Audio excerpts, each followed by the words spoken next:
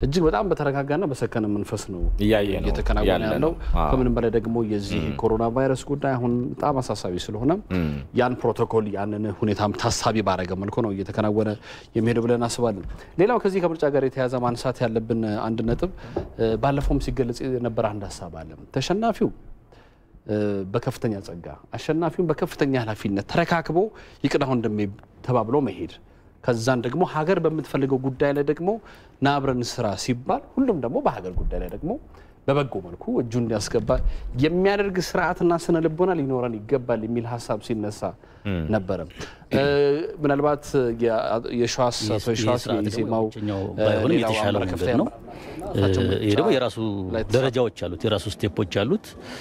ከምንጩ ምዝገባ ጀምሮ የመራጮች ምዝገባ የፖሊሲ ክርክር እንዲህ ያለ ድምጽ መስጫ ቀን ላይ ደርሰናልና ረጅም ፕሮሰስ ያለው ግን ደግሞ በሰላማዊና በሰለጠነ መንገድ የሚደረግ የመንግስት መለወጫ ወይም ማምጫ መንገድ ነውና ያንን ተገንዝቦ የኢትዮጵያ ሕዝብ ለዲሞክራሲ ብቁ ነው ለዲሞክራሲያዊ ስርዓት የሚገባው ሕዝብ ነው ስንል እንደቆየ ነው። ትናንትም ዛሬም ያለው ድባብ በጣም ጥሩ ነው። በዚሁ እንዲያልቅ እንፈልጋለን። ኢትዮጵያ እንድታሸንፍ እንፈልጋለን። ኢትዮጵያ የአፍሪካም የዓለምም ምሳሌ የምትሆንባቸው በጣም በርካታ ጉዳዮች እንዳሉ እናውቃለን። በዚህም ጥሩ አርአያ እንድትሆን እንመኛለንና እስካሁን ያለው በጣም መልካም ነው።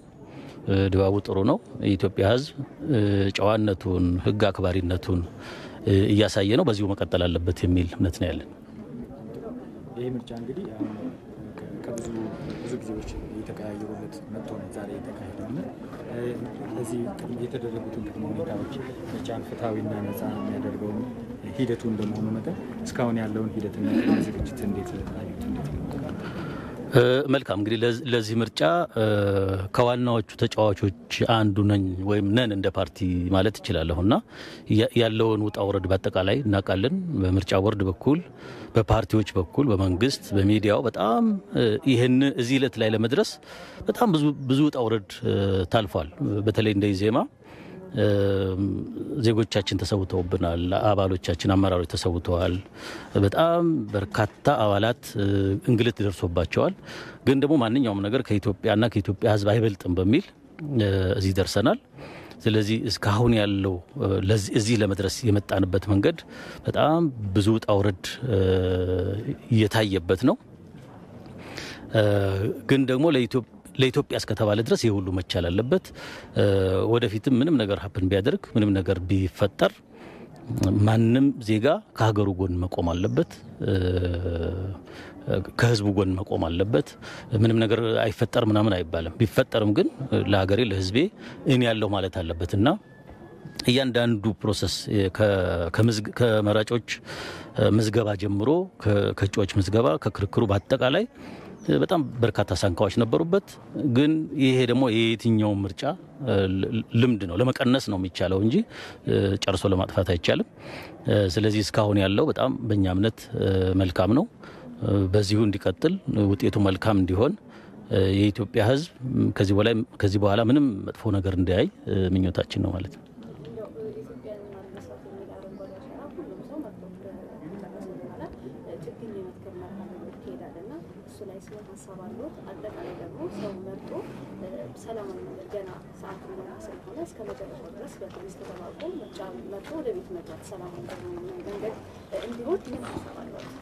መልካም እንግዲህ ሰላም ከእያንዳንዱ ጓዳ ነው የሚወጣው።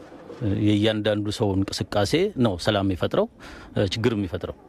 ስለዚህ እያንዳንዱ ሰው ይችን ቀን በሰላም እንዲያልፍ የሚችል በጉልበቱ ማይችል ደግሞ በጸሎቱ ማገዝ አለበት የሚል እምነት አለኝ። እኔ ነግሬሻለሁ። ትናንትና ማታ ጀምረን ብዙ አልተኛንም።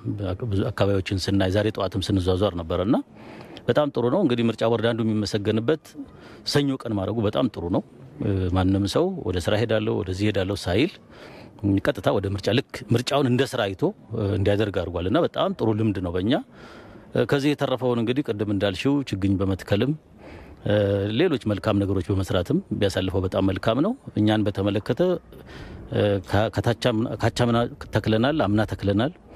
ዘንድሮም እንተክላለን ኢትዮጵያ አረንጓዴ እስከምትሆን ድረስ እንቀጥላለን ማለት ነው መልካም ተግባር እስከሆነ ድረስ ሁሉም ዜጋ የሚደግፈው ነው ግን ቅድሚያው ኢትዮጵያን እስካሁን ያልሆነልን እስካሁን የምንንገዳገድበት ኢትዮጵያን ዲሞክራቲክ ሀገር ማድረግ ስለሆነ ትኩረቱ እዚህ ላይ መሆን አለበት የሚል እምነት አለን መልካም ነገሮች ከዚህ ቀጥለው ቢደረጉ ደስ ይለኛል በእኛም በኩል አሁን በዚህ ምርጫ ሊያሸንፉ ይችላሉ እርሶ እንደውጪ እንደዚሁም እንደ ፓርቲ እንደምንደይዜ ማለት ብታሸንፉ ምንድነው የምታደርጉት ብትሸነፉስ ምንድነው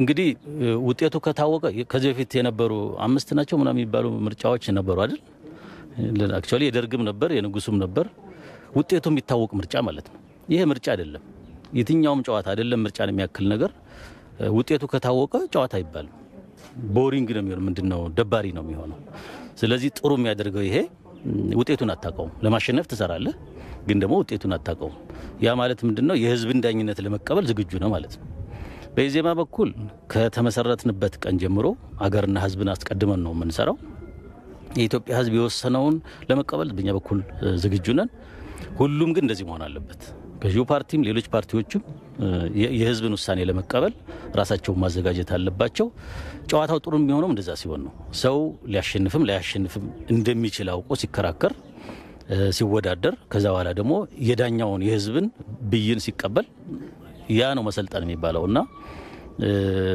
በእኛ በኩል ከዚህ በፊትም አሳይተናል ማንንም በዚህ የሚጠረጥረን ያለ አይመስለኝም ግን ሌላውም ይሄን ማድረግ እንዳለበት በጥብቅ መንገር እንፈልጋለን በእኛ በኩል ግን ኢትዮጵያ እንድታሸንፍ ነው የምንፈልገው የኛ ሁለተኛ ሶስተኛ ነው ኢዜማ የጄነሬሽን ፓርቲ ለማድረግ ነው የምንሰራ ያለው ለማንንም ፓርቲ ቢሆን ይሄ ምርጫ ባይሆንለት የሚቀጥለው አገር ግን በየ5 ዓመቱ አይሰራም አገር እያደገ እየተጨመረበት እየተሻሻለ ነው የሚሄደውና ፍጹም በሆነ ኢትዮጵያዊ ጨዋነት የህዝብን ውሳኔ ለመቀበል ተዘጋጅቶ እያንዳንዱ ፓርቲ መስራት አለበት የሚል እምነት አለ ተመለሰናል ክብራትና ክብራን እንግዲህ እንደሚታወቀው ሰለሞን ድሮዛ አቶ ሺዋስ አሰፋ አንዱ በዚህ በፖለቲካው ስርዓት ይሳደዱ ከነበሩ እዚህ ሀገር ውስጥ ለተደጋጋሚ ስር ከተዳረጉት መካከል አንዱ ናቸው ተካሽን ከደረሳቸው ቅድም ገልጸውታል ትልቅ ሚናና ትልቅ ድርሻ አለኝ ዛሬ እዚህ ለደረስንበት ነገር ብለዋል ትክክል ነው በርካታ የተለያዩ የፖለቲካ ሐሳብ የሚያራምዱ ሰዎች ያው ይሆነ የነበረው ነገር ምናቀው ነው ዛሬ ላይ ደግሞ እንደዚሁ እንደ አዲስ ፓርቲያቸው ተጠናክረው በአሳሰብ ደረጃ በሚቀራረቡበት መልኩ አንድ ትልቅ ራዕይ ያለው የሆነ ፓርቲ መስርተው ዛሬ 6ኛ ሀገራዊ ምርጫ ላይ እየደጋገምና እናነሳው ነገር ለዚህ ነው በቁጥር 6ኛው በአይነቱ ለየት ያለው ላይ ሁሉም ሐሳብ የተለየ ሐሳብ ያለው በሙሉ እዚህ ምርጫ ላይ እየተሳተፉ አሻራቸውን ያኖሩ ነው የሚገኙትና አንዱ ዲሞክራሲያዊ ነው የሚባለው መገለጫው አንዱ ይሄ ነው በቃ ብዛነት ሐሳብ ማስተናገዱ ከንግግራቸውም እንግዲህ ምንም አይነት ነገር እንግልት ሊደርስብን ቢችል ወይ ደግሞ በምርጫው ዜጎች እስከ መስዋዕት ድረስ የደረሱ መስዋዕትነት ብንከፍልም ነገር ግን ሁሉም ነገር ከኢትዮጵያ ይበልጥም የሚል ትልቅ ንግግር አድርገዋል ይሄ ምናልባት ሁሉም ኢትዮጵያዊ ማንንም ያሸንፍ ማን በኢትዮጵያውያን ድምጽ ማመኑን መቀበሉ ትልቅ አስተዋጽኦ ያለው ነገር ይመስለኛል ያውኛ ለብዙ የዓለም ሀገራት ምሳሌ የሚሆኑ ብዙ አይነት ነገሮች ያሉን ሀገር ነን ዜጋውም በጣም በስነ ልቦናውም በእምነቱም ባስተሳሰቡም ከፍ ያለ ልዕልና የደረሰባቸው የታሪክ ደረጃዎችን በጣም ሰፊ ናቸው ሰላም እንመለሳለን ዳንኤል ክብረት መዋዝ ጥበባት ዲያቆን ዳንኤል ክብረት በግል ተወዳዳሪ ናቸው ሲያሳቸው ፈጣን ምላሽ የሚሰጡ በቻሉት አቅምም ችግሩን ለመፍታት የሚጥሩ የምርጫ ቦርድ ሰዎች ናቸው በአካባቢያችን የነበሩት እሱን ለማድረግ ጥረት አድርገዋል ብዙዎቹም ፈተዋቸዋል እንዲያውም ምን ያሁን ዘንድሮ እንግዲህ በተለይ ለክልል ምክር ቤት የምንመርጣቸው ሰዎች በጣም ብዙ ስለሆኑ ሰዎች ለምርጫ የሚወስዱት ሰዓት በጣም ብዙ ነው ግን ሰው ቆሞ ሳይሰለች ነው አሁንም ያያየው እዚህ እንኳን የምናየው ህዝብ በጣም ብዙ ነውና አጓጊ አስደሳች በቃ የኢትዮጵያን ሰርግ የልጅን ሰርግ የምታይበት ቀን የሚመስል ድባብ ነው ያለው አሁን እንደማየውና በጣም አስደሳች ነው ለኔ እስከ ምሽት ይቀጥላልና የምርጫ ሂደቱ እንደው ሌሎችም አሁን ካርድ አውጥተው ያልመጡ ሰዎችም እንዲመርጡ ምንድነው የሚያስተላልፍ ካርድ ማውጣት አንደኛው ሂደት ነው ሁለተኛውና ትልቁ ነገር በካርድህ የምትፈልገውን ነገር መወሰን መቻል ነው ያንተ ካርድ ነው ያንተ ካርድ ድምር ውጤት ነው መንግስት የሚመሰርተው ሶስት አይነት ጉዳት እንዳንጎዳ ወተን መምረጥ አለብን ብዬ አስባለሁ አንደኛ ለልጆቻችን መጥፎ አርአያ ነው ምናስቀምጠው ሁለተኛ ደግሞ ለውጥን በራሳችን እጅ ልናመጣው የምንችለውን ለውጥ ሌላ አሳልፈን ነው የምንሰጠው ሶስተኛ ባልመረጥ ነው መንግስት ነው የምንተዳደረው ስለምን ሶስቱም በእኛ ካርድ ላይ የሚወሰኑ ነገሮች ናቸውና መውጣት አለብን ከባድ ሊሆን ይችላል ሰልፉ ረጃጅም ሊሆን ይችላል ግን ለሀገር የሚከፈል ዋጋ ነው እኛ በነገራችን ላይ በሰላም እንድንሰለፍ ህይወቱን እየሰዋ በየዳር ድንበሩ ያለ ሰራዊት አለ እሱ ህይወቱን ነው የሚሰዋው እኛ ትንሽ ብንቆም ትንሽ ቢደክመን ትንሽ ፀሐይ ቢመታን ትንሽ ውሃ ያጥረን ቢችል እሷን ለሀገር የሚከፈል መስዋዕትነት ቅድም እንዳልኩ ሰርግ ነው የሀገር ሰርግ ነው ብያለውና የሰርግ ለት እኮ ደጋሾቹ ከጧት እስከ ማታው ቆመው ነው የሚወሉት ከነስማቸው ቋሚዎች ነው የሚባሉት እንደውም ደጋሾቹ ቋሚ ነው የሚባሉት እና ቋሚ መጨረሻ ነው የሚበላው ነው የሚባለው ከነ ባህሉ እንኳንና እኛ ቋሚዎች ነን በቃ ኢትዮጵያ ለምዳር የቆምን ሰዎች ነን ሳይደክመን ሳይሰለቸን ሳይታክተን በምንም መልኩ የኔ ድምጽ ሳይገባ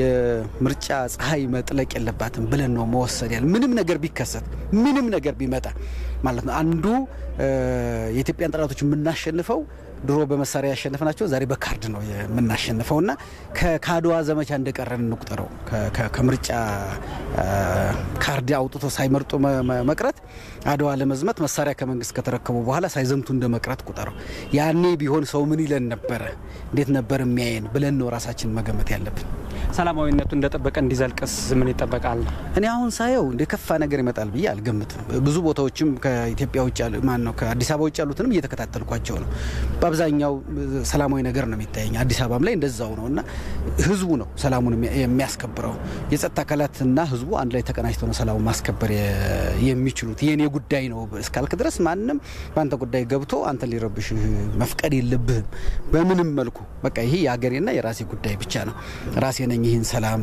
ላመጣው የምችለው ለወስደው የምችለው ብሎ ሰው እስካሰበ ድረስ ማንንም ሊነካው የሚችለው ነገር የለምና እኔ በሰላም እንደተጀመረ አጀማመሩ በጣም ደስ የሚል አጀማመር ነው እንግዲህ ካካሄድ አይደለም ይታወቀው ካነጋገር አይደለም ይፈረደው ስለዚህ አካሄዱን አይተው ነው የሚባለውና አካሄዱን ስታዩ በጣም ጥሩ ነው በሰላም እንደሚጠናቀቅ ነው ተስፋ ማድረግ በጣም አመሰግናለሁ ማዘጥ ወዳይ ቆንዳኔ ተመልካቾቻችን ቀደም ሲል እንግዲህ በግል የሚወዳደሩት ማዘጥ ወባት ዲያቆን ዳንኤል ክብረትን ለተወካዮች ምክር ቤት የሳቸውን ንግግር ወይም ደግሞ ቃለ መጠይቅ ነበር የሰማነው ድምጽ ሰጥተው ሲመለሱ አሁን ሐዋሳ እንሂድና ባልደረባችን ብሩክ ተስፋዬ ከአቶ ጥራቱ በየነ ጋር ቆይታ ሊያደርገው ዝግጅት ላይ ነው የሱን ደግሞ ተከታትለን እንመለሳለን ወደ ሐዋሳ እንሂድ ብሩክ መቀጠል ይችላል አንተነ እንግዲህ ከማለዳ ጀምሮ በተለያዩ የምርጫ ጣቢያዎች ላይ ያሉትን የምርጫ ሁነቶችን ወደናንተ ያደረሰን የምንገኘው አሁን እንግዲህ ከአጠገቤ እንደምትመለከቷቸው ሁለት ለፌደራል መንግስት ወይንም ደግሞ ለህዝብ ተወካዮች ምክር ቤት የሚወዳደሩ እጩዎች አጠገቤ ይገኛሉ በከኔ ጎን ያሉት አንደኛው አቶ ጥራቱ በየነ በምክትል ከንቲባ ማዕረግ የአዲስ አበባ ከተማ አስተዳደር ዋና ስራ አስኪያጅ እንዲሁም ደግሞ አቶ ታምራት አሰፋ ከህብር ኢትዮጵያ ዲሞክራሲያዊ ፓርቲ እዚህ ሁለቱም እጩዎች ይገኛሉ አጠቃላይ የምርጫ ሁኔታውን በተመለከተ ከነሱ ጋር ቆይታ የማደርግ ይሆናል ፈቃደኛ ስለሆኑልኝ እጅግ አድርጌ አመሰግናለሁኝ አጠቃላይ የምርጫ ሁኔታውን እንዴት አያችሁት የመራጩ ህዝብ እንቅስቃሴ እንዲሁም ደግሞ የሰላሙ ሁኔታን እንዴት አያችሁት አመሰግናለሁ እንግዲህ ዛሬ ለሀገራችን አዲስ ምዕራፍ የከፈተ ሂደት ነው እየተካሄደ ያለው ባለፉት እንግዲህ 5 ምርጫዎችን አካሄደናል ስድስተኛው ግን የተለየ የምርጫ ሂደት እንዲሆን ዲሞክራሲያዊ እንዲሆን ስንሰራ ቆይተናል እንደ መንግስትም እንደ እጩም ደግሞ በዚህ ሂደት ውስጥ በማስተዋወቁ ሂደትም የነበረው ሰላማዊ ሂደት በጣም ጥሩ ነበር ዛሬ እንግዲህ በድምጽ አሰጣጥ ሂደት ውስጥ መራጮች ከጠዋቱ ጀምሮ በዚህ በሐዋሳ ከተማ ወጥተው እየሰጡ ነው ያሉት ሂደቱ በጣም ሰላማዊ ነው ይሄ በቀጣይ እንዲቀጥልም ከተማ ውስጥ እየተሰራ ነው ያለው እንግዲህ ሂደቱ ለሁላችንም ምርጫው ከቀጣይ ሀገራችንን ከማስቀጠል ሰላም ከማረጋገጥ አንፃር ትልቅ ፋይዳ ነው ያለው ሀገር ከሁሉም በላይ ስለሆነች ይሄንኑ በሂደት ውስጥም እያየን በመሆኑ ለሀገራችን ትልቅ ምዕራፍ ነው የሚል እምነት ነው ያለኝ ዛሬ አመሰግናለሁኝ ከርሶ ጋር እንዲሁ አጠቃላይ የምርጫው ሁኔታ አንድምታው ምን ሊሆን ይችላል በተለይም ደግሞ ሀገራችን ያለችበት የተለያዩ ጥረቶች እንዳሉ ይታወቃልና ከዚህ አንፃር ህዝብ መራጩ ህዝብ የሚሰጠውን ድምጽ ስለመቀበል ምን ያህል ዝግጁ ናችሁ ያው አክቹአሊ የምርጫ ሂደት በሶስት ምዕራፎች ተከፍሎ ነው። ቅድመ ምርጫ ሂደት የምርጫው ቀን ዛሬ የምናከናውነውና የምርጫ ውጤት ገለጻ ጋር ተያይዞ የሚገለጽ ነው። እስካሁን በነበረው በምርጫ ሂደት ቅድመ ምርጫ ሂደቱ በፍጹም ሰላማዊ በሆነበት አግባብና መራጩ በነጻነት ተመስግቦ የመራጭነት ካርዱን የወሰደበት ሂደት ይሄ የሚመሰገን ነው። በቀጣይ ደግሞ አሁን ዛሬ የምናየውና ህዝቡ በነጻነት ከ12 ሰዓት ጀምሮ በየአካባቢው ዞርን በተመለከትንበት አካባቢዎች ላይ ሁሉም ግብዓት በተሟላበት ሁኔታ የመምረጥ መብቱን እየተጠቀመ ነው የሚገኘው። ዋናው ጉዳይ ያው ከዚህ ምርጫ ባሻገር ነው እንደ ሀገር ነው ማሰብ ያለብንና የትኛውን ፓርቲ ያሸንፍ የትኛው ሀገር እንደ ሀገር መቀጠል አለባት። ስለዚህ ሁሉም ዜጎች በሀገር ጉዳይ ላይ የጋራ አንደርስታንዲንግ የጋራ መግባባት ፈጥረው ሁለመናዊ ሆነ ሰላማዊ ሁኔታ ላይ ትኩረት ሰጥተው እንዲሰሩ ጥሪን ማቅረብ ፈልጋለሁ። እጅግ አድርጌ አመሰግናለሁ። በሌሎች የምርጫ ጣቢያዎች ላይ የሚኖሩ የምርጫ ሁነቶችን ደግሞ እየተከታተልኩኝ እንዲሁ መረጃዎችን የማደርሳችሁ ይሆናል። ለጊዜው ያሉኝ መረጃዎች እነዚህ ናቸው። አመሰግናለሁ። ብሩክ ተስፋዬ በጣም እናመሰግናለን። ከሐዋሳ እንግዲህ እንግዶች ይዞ ገብቶ ያለውን አጠቃላይ ነገር ነግሮናል። እንመለስና ያልዳሰስናቸው በተለይ ማጠቃለል ያለብን ሀሳቦች ካሉ እሷን እንቋጭ። ለዚህኛው ምዕራፍ ማለታችን ነው። ምናልባት ያው ተፎካካሪ ፓርቲዎች የግል ተወዳዳሪዎች እና ደግሞ ልዩ ግለሰቦች በግልም ፓርቲንም ወክለው ሀሳባቸውን ሲሰጡ እንዳየ ነው የኢትዮጵያን ተስፋ የኢትዮጵያን መጻኢ ዕድል ሊወስን የሚችል ሀሳባቸውን እየተጋራን ቆይተናል። ይሄ በትልቁ መታየት ያለበት ሀሳብ ይመስለኛል። ከዚህ በፊት ያልተለመደ ነገር ነው። ምርጫው እየተካሄደ እንኳን ምርጫው ተጨበርብሯል ሲባልበት የነበሩ ዘመኖችንም የምናውቀው ነገር ነው እና አሁን በተሻለ መንገድ ኢትዮጵያን አሸናፊ ለማድረግና በካርድ የኢትዮጵያን ስርዓተ መንግስት ለመምራትና ለማቋቋም ትልቅ አስተዋጽኦና ስሜት ያለው ስለመሆኑ ማየት እንችላለን። አንዱ ለማድረግ ምናልባት በፖለቲካ አቋማቸው በጣም ጥቃት ከደረሰባቸው ሰዎች አንዱ ነው። እሱም እንደዚሁ መርጦ ሲወጣ አይተን ነበር። እስቲ ሐሳቡን ተከታትለን እንመለስ። ትልቁ ነገር ምርጫ ለኔ እንደግለሰብ ለፓርቲም የተቀደሰ ነገር ነው። ዛሬ እንደምታዩኝ እንደ ሰርግ ነው ለብሼ የመጣሁት። ከሰርግም በላይ ነው ለኔ። ለሀገራችንም እጅግ የተቀደሰ ነገር ነው። ለትውልድም ከዚህ የበለጠ ቅርስ ከዚህ የበለጠ ውርስ ልናሳልፍ አንችልም እንደ ወላጆችም እንደ ዜጋም። ስለዚህ እኛ ያንን እናከብራለን። ነገር ግን ያ የተቀደሰ ነገር በእርግጥም የተቀደሰ መሆን አለበት። ዝም ብሎ ስለፈለግነው ብቻ የተቀደሰ ነው እንላለን ማለት ሳይሆን ያ ምርጫ የተቀደሰ ለመባል የህዝብ ሉዓላዊ ስልጣን መገለጫ ነው ለመባል የሚያሟላቸው መስፈርቶች አሉ። እነዛን አሟልቶ ከተካሄደ እውነትም የተቀደሰ እውነትም የምንኮራበት እውነትም ንጋት ልንለው እንችላለን። ነገር ግን እነዛን መስፈርቶች ደግሞ ካላሟላ ያው ዝም ብለህ አለ አይደለ የምትቀበለው ነገር አይሆንም። ግን ካልተቀበልከው ደግሞ የምትቀበልበት የራሱ መንገድ አለው ህጋዊና ቀደም ሲል እንግዲህ አቶ አንዱዓለም አራጌ በፖለቲካ አቋማቸውና አስተሳሰባቸው ምክንያት ረዘም ላለ ጊዜ በእስር ቤት ያሳለፉ በጣም እንግዲህ ጽኑ የሚባሉ ፖለቲከኛ ናቸው። አሁንም ኢዜማን በሊቀመንበርነት እየመሩ ነው። ዛሬ ደግሞ ያ ምዕራፍ ተቀይሮ ዛሬ ለምርጫም ተወዳዳሪ ሆነው እንደዚሁ ድምጽ ሰጥተው ሲወጡና ሀሳባቸውን ሲገልጹ ነው የተከታተለው። ተመልካቾች እንግዲህ ከሌሊቱ 11 ሰዓት ጀምሮ እስካሁን ሰዓት ድረስ አንተነህ ደግፌ የመጀመሪያው ምዕራፍ የመክፈቻውን ስነ ስርዓት እየመራው ቆይቻለሁ። እዚህ ላይ እንግዲህ እንቀያየራለን። ባልደረቦቼም ሮዛ ሌሎች ደግሞ ባልደረቦች አሉ። ሰለሞንም አለ መሰለም ተመስገንም በኋላ ላይ እየመጡ ይቀያየራሉ። ወደ በኋላ ላይም ደግሞ ከሌሎች ሀሳቦች ጋር መለሳለሁ። እስካሁን ለነበረን ጊዜ በጣም አመሰግናለሁ። ምርጫው ይቀጥላል። እንግዲህ ኢትዮጵያ ትመርጣለች፣ ኢትዮጵያ ታሸንፋለች።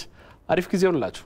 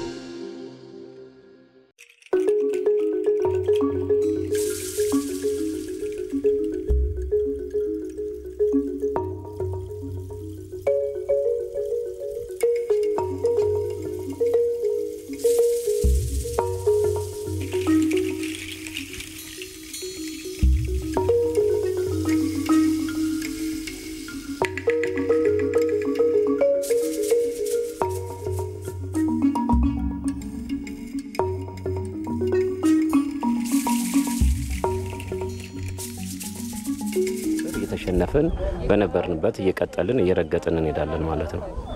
ስለዚህ ሁሉም ሰው በተቻለው መጠን የተቻለውን ሁሉ አድርጎ የሚፈልገውን ሰው መምረጥ አለበት። ትግል ነው፣ መታገል አለበት ብዬ አምናለሁ።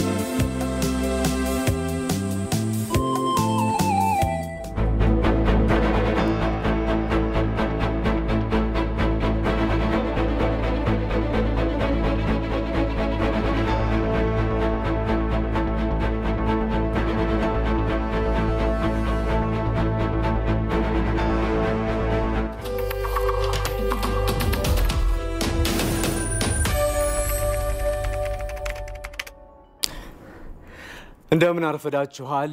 ስድስተኛው ሃገራዊ ምርጫ ሰኔ 14 2013 ዓ.ም በሀገሪቱ እንዲካሄዱ በኢትዮጵያ ብሔራዊ ምርጫ ቦርድ የተወሰኑ አብዛኛዎቹ የሀገሪቱ አካባቢዎች ማለዳ 12 ሰዓት ጀምሮ መካሄዱ ቀጥሏል። አሁን 4 ሰዓታትን አስቆጥሯል ማለት ነው። የኢትዮጵያ ቴሌቪዥንም በቀጥታ ከተለያዩ የሀገሪቱ አካባቢዎች ሪፖርተሮቻችን በሚያደርሱን መረጃ መሰረት የምርጫውን ሂደት እየተከታተልን እንቀጥላለን። አሁን ምርጫው ላይ ወደ አተኮሩ ዜናዎች ነው የምናልፈው። ከኛ ጋር ሁኑ። ተመስገን በየነ ነኝ። በኦሮሚያ ክልል ባሌ ዞን ዜጎች ከማለዳው 12 ሰዓት ጀምሮ ይወክሉናል ለሚሏቸው እጩዎች ድምጻቸውን እየሰጡ ይገኛሉ። ያለምንም ተጽዕኖ በሰላም ድምጻቸውን መስጠት በመቻላቸው ደግሞ ደስተኛ መሆናቸውን ነው የሚናገሩት። ከስፍራው ዝርዝሩን ከቶማስ ኃይሉ እንከታተል። በኦሮሚያ ክልል ባሌ ዞን ለስድስተኛው ሀገራዊ ምርጫ ድምጻቸውን ለመስጠት በዚህ መልኩ መራጮች ከማለዳው 11 ሰዓት ጀምሮ እየተጠባበቁ ይገኛሉ ማለት ነው። መጥተው ድምጻቸውን ለመስጠትም 12 ሰዓት ላይ ሲሆን የድምጽ አሰጣጥ ሂደቱ ተጀምሯል። በነገራችን ላይ በዚህ በባሌ ዞን 552 የሚሆኑ የምርጫ ጣቢያዎች እንዲሁም ደግሞ በ5 የምርጫ ክልሎች ውስጥ ይገኛሉ ማለት ነው። የድምጽ አሰጣጡ ሂደት ምን ያህል ዲሞክራሲያዊ ነበር፣ ከተጽዕኖ ነፃ ነበር የሚለውን መራጮች ድምጻቸውን ስትሆናል። ምርጫው እኔ የመጣሁት ለ12 10 ጉዳይ ነው እዚህ ደረስኩት እና ምንም ተጽዕኖ የለብኝም። ያየሁትም የለም። በስርዓቱ ተሰልፈን ያው መቀመጫ ተሰጠን፣ ኦሬንት ተደረገን። የምፈልገው ምርጫው እኔ እንዳየሁት ከሆነ በጣም ፍትሃዊ የሆነ ነገር ነው በቃ እና ደስ የሚል ነው። በጣም ጥሩ ደስ የሚል ምርጫ ነው። የሰላም ያደርግልን፣ እግዚአብሔር ይርዳን፣ ይጨመርበት። 11 ተኩል መጣን። ከዛ መጣን እዚህ ደረስን። ምንም ተጽዕኖ አንድ ነገር የለም። እንግዲህ በተለያዩ የምርጫ ጣቢያዎች ተዘዋውረን እንደተመለከትነው ከሆነ በሰዓቱ 12 ሰዓት ላይ ድምጽ አሰጣጥ ሂደቱ ተጀምሯል። ከዛ በፊት ግን ቀደም ብሎ ከ11 ሰዓት ጀምሮ የድምጽ አሰጣጥ ሂደትን የሚከታተሉ አስፈጻሚዎች እንዲሁም ደግሞ የተለያዩ ታዛቢዎችን ጨምሮ በሰዓቱ መገኘታቸውን መታዘብ ችለናል። የደብረ ብርሃን ከተማ ነዋሪዎች ደግሞ በነጻነትና ዲሞክራሲያዊ በሆነ መንገድ ድምጽ መስጠታቸውን ገልጸዋል። መራጮች ሌሎች የአካባቢው ነዋሪዎች በሰዓታቸው መጥተው ድምጽ መስጠት እንዳለባቸውም መልእክታቸውን አብረው አያይዘው አስተላልፈዋል። ሀያት ፈንታውን ከስፍራው የምትለን አላት። በእውነቱ ህዝቡ እጅግ ያስደስታል። 11 ሰዓት ጀምሮ ተሰልፎ ሳየው ምን ያህል በጉጉት እንደቆየ ልረዳች ይያለሁ። ሌላ ቀርቶ አቅመ ደካሞች እንኳን ሳይቀሩ ሌሊት ነው የመጡት። ሌሊት መጥተው ተሰልፈዋል። ነገር ግን አቅመ ደካሞችን ብታስቀድሙ ጥሩ ነው። አንድ ካርድ ዋጋ አለው። አንድ ካርድ ዋጋ ስላላት መጥተው የፈለጉትን መምረጥ ግዴታ ነው። ይሄ ብሔራዊ ግዴታ ነው። ብሔራዊ ግዴታችን ስለሆነ ለመኖር ነው። እኛ ለመኖር ሰርተን ለመምላት ወጥተን ወርደን ሰላም ተከብሮልን ወጥተን ወርደን ሰርተን ለመጠቀም ይሄ እድል ነው ዛሬ ያለው። ኢትዮጵያዊ የሆነ ሁሉ ዛሬ መታወቅ አለበት። ኢትዮጵያዊ መሆኑን የምናውቀው ዛሬ ቀርቦ ሲመርጥ ነው። ዛሬ ቀርቦ ታልመረጠ በቃ ኢትዮጵያዊነቱን እንጠራጠረዋለን። በዚህ ታልተጠቀመ ኢትዮጵያዊነቱን እንጠራጠረዋለን ማለት ነው እና ስለዚህ ቀርቦ መምረጥ አለበት። ከበስተጀርባ ሆኖ እንዲህ ነው ማለት አያስፈልግም። ስለዚህ ዛሬ እውነተኛ ዲሞክራሲ ነው። ኢትዮጵያን ወዳለሁ፣ ኢትዮጵያ እንድታድግ፣ ኢትዮጵያ እንድትበለጽግ፣ ሰላም እንዲሆን ሁሉም በእምነቱ ጸንቶ እንዲኖር ከተፈለገ ዛሬ መጠቀም አለበት። እችን ቀን በጉጉትና በፍቅር ስጠብቃት ስለነበረ ይበጀኛል ይሆነኛል ያልኩትን ፓርቲ መርጫለሁኝ። እኔ ደስ ብሎኝ እንደሄድኩኝ ሄዱና ምረጡ ብዬ መልእክቴን አስተላልፋለሁ። በጣም ደስ በሚል ሁኔታ ነው። በጧት ነው የመጣሁት።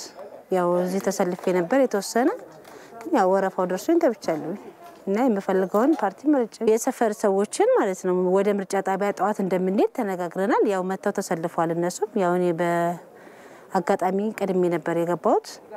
እኔ ቶሎ ወጥቻለሁ ማለት ነው 11 ሰዓት ነው የደረስኩት እዚህ ከቤቴ የተነሳሁት 10 ተኩል ነው እዚህ ግን 11 ሰዓት ደርሻለሁ በቃ እኔ ነፃ ሆኜ ነው በቃ የሚፈልገውን ፓርቲ አገር ያስቀጥላል የሚለውን ፓርቲ የምርጫ ጉዳይ የህልውና ጉዳይ ስለሆነ አገር ወደፊት ተቀጥላለች የሚለውን ፓርቲ ነፃ ሆኜ መርጫለሁ አሁን ሌሎች ሰዎች አሁን የመጣሁት ከዛ ያልመረጡ ባለቤቴም ቤተሰብ በገዛ ሰፈር ጎረቤትም እንዲመጡ ቅስቀሳ በቃ ውጡ ሂዱ መረጡ የምትፈልጉትን ፓርቲ ለማለት ነው አሁን በጠዋት መጥቼ መርጬ ወጣሁት አሁን እኔ በቻግኒ የተካሄደ ያለው 6ኛው ሀገራዊ ምርጫ ሰላማዊና ዲሞክራሲያዊ ሆኖ መካሄድ መቀጠሉን መራጮች ገልጸዋል ሰለሞን አበጋዝ ነው ከስፍራው ያለው አብረን እንከታተለው ከአዲስ አበባ 505 ኪሎ ሜትር ላይ እንገኛለን በአዊ ብሔረሰብ አስተዳደር ዞን ቻግኒ ከተማ 6ኛው አጠቃላይ ምርጫ በቻግኒ ከተማ 7 የፖለቲካ ፓርቲዎች ይወዳደራሉ ብልጽግና አብን ኢዜማ እናት አገው ብሔራዊ ሸንጎ እንዲሁም ነጻነትና እኩልነት ፓርቲ ደግሞ 17 እጩዎችን አዘጋጅተው ለክልል ምክር ቤትና ለፌደራል ህዝብ ተወካዮች ምክር ቤት አቅርበዋል የፌደራል ምክትል ጠቅላይ ሚኒስትርና የውጭ ጉዳይ ሚኒስትሩ አቶ ደመቀ መኮንን ደግሞ የብልጽግና ፓርቲን ወክለው ለህዝብ ተወካዮች ምክር ቤት በቻግኒ ምርጫ ክልል 1 ላይ ይወዳደራሉ ኳላ እንደምትመለከቷቸው ወጣቶች አዛውንቶች ሴቶች አካል ጉዳተኞችም ተጨምሮ ድምጻቸውን ለሚፈልጉት የፖለቲካ ፓርቲ እየሰጡ ነው እስከ ምሽቱ 12 ሰዓት ድረስ ደግሞ በህጉ መሰረት እስከሚጠናቀቅ ድምጽ አሰጣጥ ስነ ስርዓቱ ድምጻቸውን ይሰጣሉ ብዙዎቹ እንደነገሩን ከሆነ ለኢትዮጵያ ቴሌቪዥን ድምጽ አሰጣጥ ሂደቱ ዲሞክራሲያዊ እንዲሁም ደግሞ ፍትሃዊ በሆኑን ከዚህ ቀደም ሲደረጉ የነበሩ ምርጫዎች ደግሞ ችግሮች እንደነበሩባቸው ያሁኑ ግን የሚፈልጉትን የፖለቲካ ፓርቲ ያለምንም ተጽዕኖ ድምጻቸውን እየሰጡ እንደሆኑ ነግረውናል የምርጫ ታዛቢዎችም ወኪሎች እንዲሁም ደግሞ የህዝብ ቅሬታ ሰሚና የህዝብ ታዛቢዎችም ሲያስጀምሩ ተመልክተናል ተከታታይ ዘገባዎችን ደግሞ ለተመልካቾች እናደርሳለን ሰለሞን አበጋዝ ከቻግኒ ክቡራን ተመልካቾቻችን የምርጫውን ሂደት ከተለያዩ አካባቢዎች ያለውን እንከታተልና ደግሞ ተመልሰን እንገናኛለን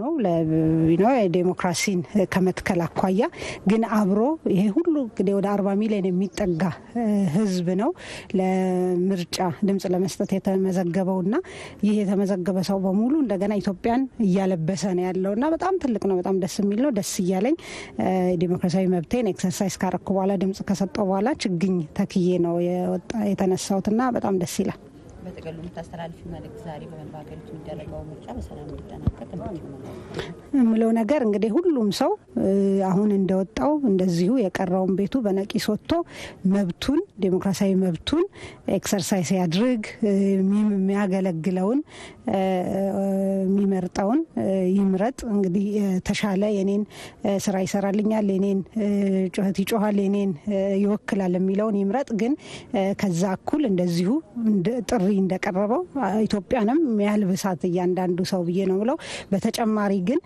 ምርጫው ሰላማዊ ሆኖ እንዲጠናቀቅ እያንዳንዱ ግለሰብ የራሱን ኃላፊነት ይወጣ እያንዳንዱ ቤተሰብ የራሱን ኃላፊነት ይወጣ አካባቢውን ይመልከት ይከታተል ከዛ ውጪ እንግዲህ ይሄ በሰላም ተጠናቆ ኢትዮጵያም እንደምታሸንፍ ትልቅ እምነት አለኝ አመሰግናለሁ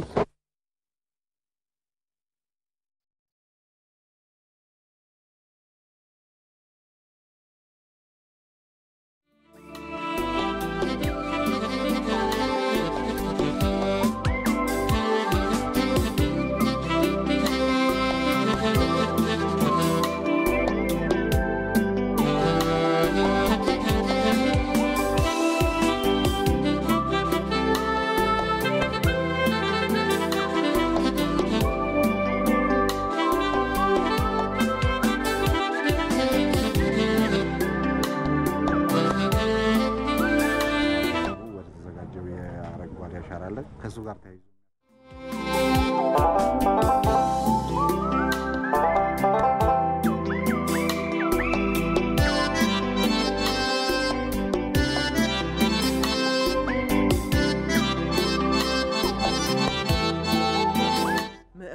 በተለይ ማይልስቶን የሚሉት ፈረንጆቹ አይነት ነው። ምክንያቱም ከዚህ ምርጫ በኋላ የምትኖረው ኢትዮጵያና ከዚህ ምርጫ በፊት የነበረችው ኢትዮጵያ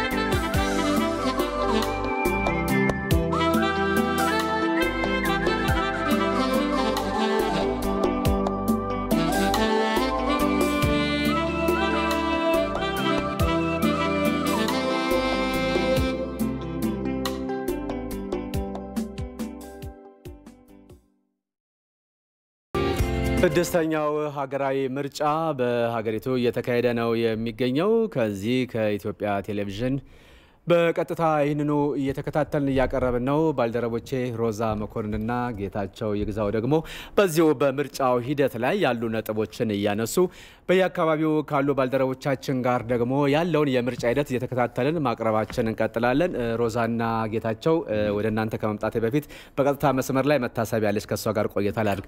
በአሁኑ ሰዓት መታሰቢያ ደረጀ ቂርቆስ ክፍለ ከተማ በቀጥታ መስመራችን ላይ ገብታለች። መታሰቢያ እንደምን አርፍደሻል? አንቺ ባለሽበት የምርጫ ክልልና ጣቢያዎች ላይ እስካሁን ከማለዳው 12 ሰዓት ጀምሮ ያለው የምርጫ አሰጣጥ ሂደት ምን ይመስላል? ምን ታዘብሽ? የተነሱ ችግሮች ካሉንም አብረሽ ማንሳት ትችላለሽ። መታሰቢያ አመሰግናለሁ ተመስገን። እኔ ባለሁበት በዚህ በቂርቆስ ክፍለ ከተማ ወረዳ 9 ምርጫ ክልል 18 በሚባለው ውስጥ 4 የምርጫ ጣቢያዎች ናቸው የሚገኙት። ከማለዳው 12 ሰዓት እንግዲህ ነዋሪው በስፋት ወጥቶ ድምጹን ለሚፈልገው ፓርቲ እንዲሁም ደግሞ ለፓርቲ እጩዎች እየሰጠ ነው የሚገኘው። ከተጠበቀውም በላይ እኔ ባለሁበት በዚህ አካባቢ ለመታዘብ የቻልነው በጣም ሰፊ ቁጥር ያለው ህዝብ መገኘቱን ነው። በዚህ ቦታ ላይ እንግዲህ ከድምጽ ሰጪው ባለፈ የተለያዩ የፖለቲካ ፓርቲዎችም እጩዎቻቸውን ለፓርላማ እንዲሁም ደግሞ ለአዲስ አበባ ምክር ቤት አቅርበዋል። ከነዚህ ውስጥ ደግሞ አጠገቤ ለፓርላማ የሚወዳደሩት ብልጽግናን በመወከል ማለት ነው አቶ ዛዴግ አብርሃ አጠገቤ ይገኛሉ። ከሳቸው ጋር ምርጫውን በተመለከተ የተወሰነ ቆይታ አደርጋለሁ። ጤና ይስጥልና አቶ ዛዴግ፣ በጣም አመሰግናለሁኝ። እስቲ እርሶም ያው የድምጽ መስጠት ሂደቱ ላይ ተሳታፊ ነበሩና አጠቃላይ የምርጫው ሂደት ምን ይመስላል? እንግዲህ የምርጫ ብዙ ዝግጅት የተደረገበት ሁላችንም የፖለቲካ ፓርቲዎች የያቀማችንን ዝግጅት እና ዘመቻ አድርገን የገባንበት ምርጫ ነው። እንደሚታወቀው የኢትዮጵያ ሕዝብ ከህልውና ከፍላጎቱ የሚመነጭ መንግስት ይመሰረት ዘንድ ሰፊ ትግል አድርጓል። ኢትዮጵያ ዴሞክራሲ ያስፈልጋታል፣ ይገባታል። ይህን ዴሞክራሲ ሴሌብሬት የምናደርግበት ቀን ነው። ቅድም እንዳየሽው ገብቼ ድምጽ ሰጥቻለሁ። ፍጹም ነጻ የሆነ አካባቢ ነበር። ሰውም የሚፈልገውን መንግስት የመምረጥ ያለውን ፍላጎት የምታየው እንደዚህ በነቂስ ወጥቶ በሰልፍ ፀሐይ የመታው ነው እንትን ያለው በጣም ትልቅ ነገር ነው። ደስ የሚል ነገር ነው። ከዚህ በላይ ህዝባችን ወጥቶ ዴሞክራሲን ሴሌብሬት የሚያደርግበት የፈለገውን መንግስት የሚሾምና የሚሽርበትን ቀን እድል መፈጠሩ የሚያስደስት ነገር የለም። ያው እንደ አንድ እጩ የተለያዩ ጣቢያዎች ላይም ተዘዋውሮ የመመልከት እድል ነበሩትና እንደው ምን ታዘቡ? እኔ የታዘብኩት የኢትዮጵያ ህዝብ በጣም ከፍተኛ የሆነ ፓሽኔትሊ ኢንቱዚያስቲክ ሆኖ እየጠበቀው የነበረ ምርጫ መሆኑን ነው። ትንሽ ደመናማ ምልክት አለው፣ በፀሐይም አለ። ሁለቱም ነገር ሳይበግረው በነቂስ ወጥቶ እንደዚህ በየቦታው በተመሳሳይ መልኩ ነው እየመረጠ ያለውና በጣም ገርሞኛል። ብዙ ሰው ይወጣል ብለን እንጠብቅ ነበር፣ ግን በዚህ ደረጃ ሰልፍ ይዞ ለዚህ ያክል ሰዓት ቆሞ ይመርጣል ብለን አልጠበቅንም ነበር። በጣም ደስ የሚል ነገር ነው። ይሄ ይበልጥ ለዲሞክራሲ እንድንተጋ ሁላችንም ተፎካካሪ፣ ተቃዋሚ፣ ገዢ ፓርቲ ሳንል እንደ ኢትዮጵያውያን እጅ ለእጅ ተያይዘን የሀገራችን ሕዝብ የዲሞክራሲ ፍላጎትና ህልም ይሳካ ዘንድ አብሮ ለመስራት ስንቅ የሚያቀብለን የሚመስለኝ እኔ በጣም ደስ ብሎኛል። መልካም እንግዲህ የምርጫ ጣቢያ በሮች እስከ ምሽት 12 ሰዓት ድረስ ክፍት ናቸውና በዚሁ አጋጣሚ መራጩ ማህበረሰብ አሁንም ቤታቸው ያሉ ሌሎች ዜጎችም በዚህ ምርጫ ተሳታፊ እንዲሆኑ ምን አይነት መልእክት ያስተላልፋሉ? እንግዲህ ምርጫ በየ5 ዓመቱ አንድ የሚገኝ እድል ነው። ለኢትዮጵያውያን ደግሞ እውነተኛ ምርጫ ለ80 እና 70 ዓመታት ዋጋ የከፈሉለት የተለያዩ ትውልዶች እየተቀባበሉ ያለሙት ህልም ነው። ይህ ህልም እውን የሚሆንበት ወቅት ነውና ከምንም ነገር በላይ ቅድሚያ ሰጥተውት መጥተው ድምጻቸው እንዲሰጡ ድምጻቸው ማን መንግስት እንደሚሆንና እንደማይሆን እንደሚወስን አውቀው እንዳይሰንፉ በተለያየ ምክንያት ተይዘው እንዳይቀሩ አደራ ማለት እፈልጋለሁ። አይ ቲንክ ይሄ ትውልድ እድለኛ ነው እንደዚህ አይነት እድል በመፈጠሩ። እድለኝነት ሲያጋጥም ደግሞ አድቫንቴጁን ወስዶ መጠቀም ይገባል። ሁሉም መጥቶ የሚመርጠንም የማይመርጠንም መጥቶ ድምጹን እንዲሰጥ እንፈልጋለን። ከየቤታችሁ ውጡና ድምጻችሁን ስጡ ለማለት ፈልጋለሁ። መልካም እንግዲህ የተለያዩ የፖለቲካ ፓርቲዎች እጩዎቻቸውን ያቀረቡበትም ምርጫ ነውና ከምርጫ በኋላ ደግሞ ውጤትም ተጠባቂ ነው። ከዚህ አንጻር እያንዳንዱ የፖለቲካ ተፎካካሪ ምን አይነት አመለካከት ሊኖረው ይገባል? በተለይ ውጤትን ከመቀበል አንጻር ምን ያህል ዝግጁ ናችሁ? በተደጋጋሚ እንዳልነው በእኛ በኩል ይሄ ምርጫ ኢትዮጵያ የምታሸንፍበት ምርጫ እንዲሆን እንፈልጋለን። ተሸነፍንም አልተሸነፍንም ኢትዮጵያ እስካሸነፈች ድረስ ለኛ ድርብ እድል ነው። በዛ ምክንያት ካሸነፍን እሰየው ብለን ፕሮግራማችን የምንፈጽምበት አጋጣሚ ነው። ከተሸነፍን ደግሞ ታሪክ ሰርተን ስልጣን አስረክበን የምንወርድበት አጋጣሚ ነው። በዛ መንፈስ እኛ ከተሸነፍን እናስረክባለን። ሌላው ከተሸነፈ ደግሞ ውጤቱን በጸጋ ተቀብሎ ከዛም በኋላ አብረን መስራት እንችላለን። ዛሬ መሸነፍ ያለም መጨረሻ አይደለም። የዛሬ 5 ዓመት ማሸነፍ ይቻላል። አብረን መስራት እንችላለን። ይሄ መንግስት እኔ ያሸነፍኩትና ሁሉን ነገር ጠቅልዬ ይዛለሁ ብሎ እኔ ብቻ ጠቅልዬ መያዝ አለብኝ ብሎ የሚያምን መንግስት አይደለም። አብረን እንሰራለን። ደግሞ ህዝብን የሚያገልግል የሚቻለው በገዢ ፓርቲነት ብቻ አይደለም። የኢትዮጵያ ዴሞክራሲ ሰፊ የሆነ የፖለቲካ ተሳትፎ ይጠይቃል። አሁን ካሉት የፖለቲካ ፓርቲዎች በላይ ይጠይቃል። ምናልባት ፖለቲካ ፓርቲዎቹ ሰብሰብ ብለው ጠንከር እያሉ እንዲመጡ ሊፈልግ ይችላል። ከዛ ውጭ ግን በፖለቲካ ውስጥ ይሳተፉ ያሉት ሰዎች በቁጥርም በአይነትም መብዛት ያለበት ነገር ነውና ከዛ አንጻር አሁን የሚገኘው ውጤት ተቀብለን አብረን እንሰራ አደራ ለማለት ፈልጋለሁ። ከዛ ውጭ ለመላው ሀገራችን ህዝቦች እንኳን ደስ ያላችሁ ለማለት ፈልጋለሁ። ለተፎካካሪዎቻችንም እንዲሁ እንግዲህ ያለፉት 4 እና 5 ወራት በፉክክር መንፈስ ብዙ ነገር አድርገናል። አሁን ደግሞ ህዝባችን የሚመርጥበት ቀን ነውና ነገ ጠዋት ለሚያሸንፉት እንኳን ደስ ያላችሁ፣ ለሚሸነፉት ደግሞ ግድ የለም ጊዜ ይደርሳል ለማለት ፈልጋለሁ። አብረን እንሰራለን። በጣም አመሰግናለሁኝ። መልካም ቀን ይሁንልዎት።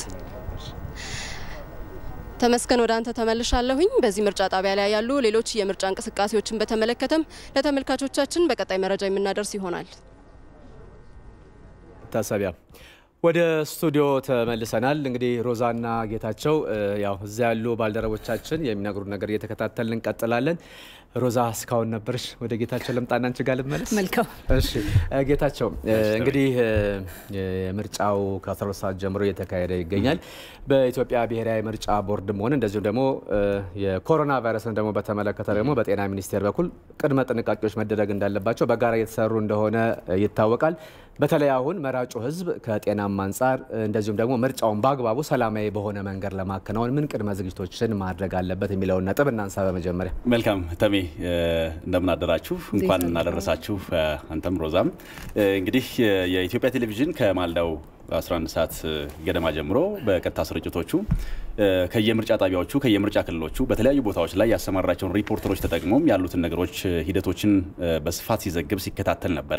እንግዲህ ለዛሬ ያልሆነ ጋዜጠኛም የለም። ሁላችንም እዚሁ መድረክ ላይ እየታየን ነው በየፈረቃው። እንግዲህ በተለይ ይሄ ታሪካዊ የሆነ የምርጫ ሂደት ስኬታማ ሆኖ መጠናቀቅ እንዲችል ሀገር እንደ ሀገር ኢትዮጵያ እንደ ኢትዮጵያ ማሸነፍ እንድትችል ሁሉም ይፈልጋል። ይሄ ስሜት ይኖረዋል ተብሎም ነው የሚታሰበው። እንግዲህ ይሄን ለማሳካት እያንዳንዱ ዜጋ እያንዳንዱ ግለሰብ ራሱን ከመጠበቅ ነው ሁሉን ነገር መጀመር ያለበት። ምርጫው እንግዲህ የብሔራዊ ምርጫ ቦርድ በሰጠው መረጃ መሰረትም ከ37 ሚሊዮን በላይ መራጮች የተመዘገቡበት ነው። በአንድ ቀን ውስጥ ነው እነዚህ መራጮች ድምጻቸውን ሰጥተው እንዲያጠቃልሉም የሚጠበቀው። ስለዚህ ከማልዳው 12 ሰዓት ጀምሮ ምናልባት በየሪፖርቶቻችን አንዳንድ የመዘግየት ሂደት የነበረባቸው ነገሮች በስፋት ሚዲያዎችም እየዘገቡ የመገናኛ ብዙሃን የሚጠበቅባቸውን ሚና እየተወጡ አንዳንድ ክፍተቶችን ለመሙላት የሚያስችሉ መረጃዎችን እየመገቡ እንደነበረም የሚታወቅ ጉዳይ ነውና ከማልዳው 12 ሰዓት ጀምሮ እስከ ምሽት 12 ሰዓት ድረስ ድምጽ ለመስጠት የሚሄደው የህብረተሰብ ክፍል በጣም ሰፊ ሊሆን እንደሚችል ይገመታል፣ ይታሰባል። 37 ሚሊዮን ሰው ሞቢላይዝ ማድረግ ማንቀሳቀስ በጣም ሰፊ ሊሆን እንደሚችል ግልጽ ጉዳይ ነው። ስለዚህ በዚህ ሰፊ እንቅስቃሴ ውስጥ በተለይ ሰዎች ደግሞ የሚከማቹት ደግሞ በምርጫ ጣቢያዎች አካባቢ እንደመሆኑ ሌሎች የከተሞች አካባቢን እንግዲህ ስንንቀሳቀስም ወደ ስቱዲዮ ስንመጣም ያስተዋልነው ነገር አለ። ሰፊ እንቅስቃሴ የለም። ልክ እንደ በዓላት ቀን ቦታዎች፣ መንገዶች፣ ዋና መንገዶች ጭር ብለው ነው የምናስተውላቸው። ምናልባት እንግዲህ ህብረተሰቡ ይሄንን ታሪካዊ ሁነት ክስተት አይደለም ሁነት ነው፣ ትልቅ ታሪካዊ ሁነት ነው። ይሄንን ታሪካዊ ሁነት ለመወጣት ያለውን ዝግጁነትና ካሁን በፊት የተሰጡ ማሳሰቢያዎችን በተግባር ያደመጠበት እንደሆነም ጭምር የተረዳነበት ይመስለኛል።